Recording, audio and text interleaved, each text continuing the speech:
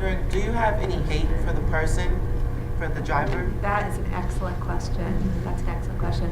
I actually wrote an article about this that was in Elle magazine last month, and I talked about how for a while I was obsessed with him, and like wishing all sorts of horrible things. And then my daughter woke up, and she woke up, and I was overcome with gratitude that I'd come kind of from the brink of complete disaster of her not even living. And I just refocused all that energy, all that hate, and that's what I put into the energy that went to make the law. When you text behind the wheel, that takes your eyes off the road an average of 5 seconds. If you're on the highway traveling at 55 miles per hour, that's like driving the length of a football field completely blind.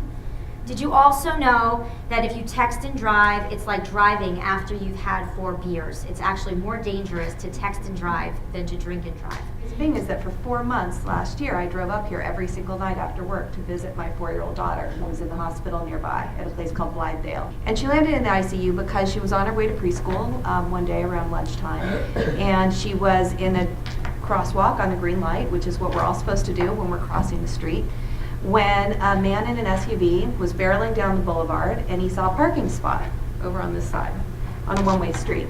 And instead of inconveniently circling the block to try to get the parking spot, he broke about 3 laws. He reversed up the boulevard, he reversed through the crosswalk where my daughter was, and then he reversed the wrong way down a one-way street. His SUV collided with her head right here. She had a stroke, and the stroke destroyed 2/3 of the left side of her brain.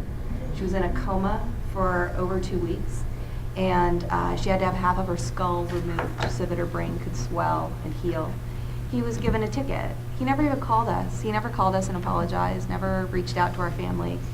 And the NYPD was there immediately. In fact, there was a retired cop right on the corner who saw the whole thing, and gave him a citation as if he'd rolled through a stop sign. I reached out to some friends who work up in Albany and said, how would I change a law? It's one of those things that you expect people to laugh at you, but not only did they not laugh at me, but they set up meetings with certain key representatives. And the minute I told our story, they were immediately responsive. I think it's a record, I think, in how fast we had this law passed.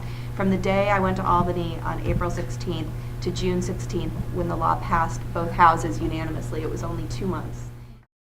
Back a year and a half ago, the White House and Department of Transportation had a conference on distracted driving. And they contacted us and asked us if we wanted to come.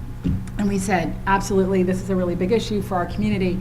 And we created Mom Sends the Message, because actually at the time, all the campaigns were focused on teens. And we said, well, let's get the moms involved, because they set the house rules, they model behavior in the car when they're driving, they look at the phone bill, all of these things that moms can do. So we created Mom Sends the Message. About a month and a half after that, we got a call from Oprah's producers. And on our site, what ended up happening is we had a lot of people come and tell their stories, because they didn't have a place to go. And so they told us their stories, and then they were posting them on our site, which was unbelievably moving. And so our role in the Oprah segment was to give her producers names of people to include on the show. Every single family stood up and told their story of what happened. She said, I want to hear about the person you lost. And I'll tell you what, there was just sobbing. Guys, how many of us have your cell phone, right? Take out your cell phones, hold your phones up, right? Look at your last text message. Mine, this one's locked. Me, I walk around with 2 phones. Now look at that message and say to yourself, this is your message. Everybody looking at their messages? Yeah. Okay, look at that message. Now imagine you were driving. Is that message worth dying for? Is it? No, you laugh. Is it? How important was that message? It's not, right? You laugh about it. Most accidents are caused with the simplest things. You need to think beyond what is happening now. Well, I think the biggest thing is that don't get a false sense of security from the stuff that's in the cars that you think is going to protect you. Like, oh, I can text because my car will let me know before I bump into the car in front of me. That's not good.